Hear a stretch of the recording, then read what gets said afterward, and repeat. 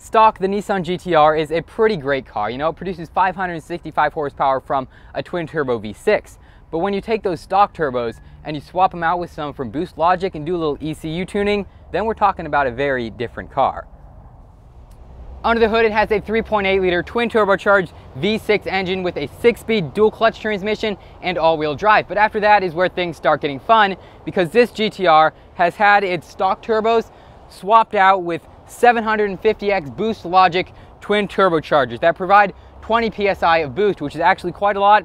And it also has a titanium catback Boost Logic exhaust with 4-inch tips. So it's a very dynamic setup and probably one of the loudest cars I've ever heard.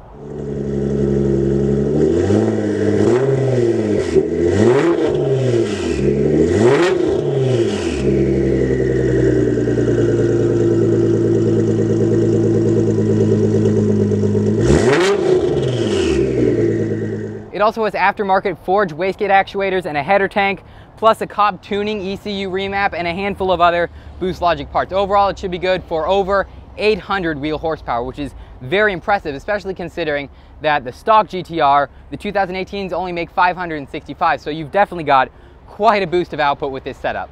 As far as suspension goes, I don't think this car has any mods on it, but the GTR should come stock with double wishbone front suspension, multi-link rear suspension, a limited slip differential, and 6-piston front Brembo brakes. So overall, it's probably a pretty good setup. The GTR isn't known for its really great handling, but I'm sure it's still a lot of fun to drive because of that incredible 800 horsepower powertrain.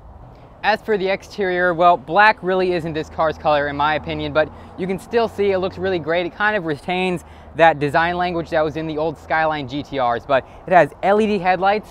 This one has custom Rohana RF2 rims painted really deep yellow. They look nice with the black, but I don't really like how they clash with the orange brake calipers. Maybe that's something for the future owner to fix.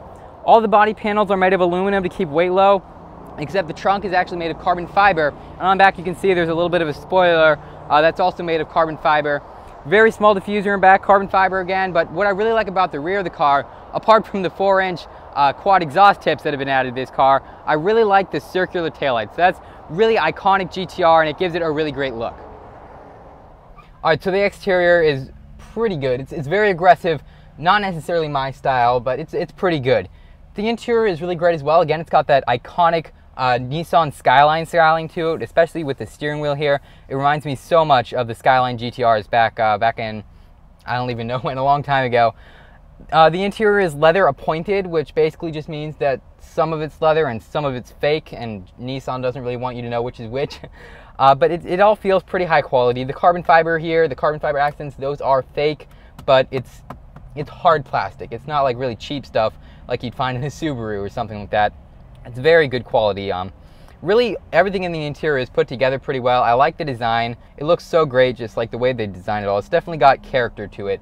That's something that's really cool to have in a car like this. It definitely shows you that it's going to be a classic in a few years. It has Recaro performance seats with a very interesting design to them. They don't look very good, but they are very comfortable, and the side bolsters here definitely hold you in when the car is going fast, I would imagine.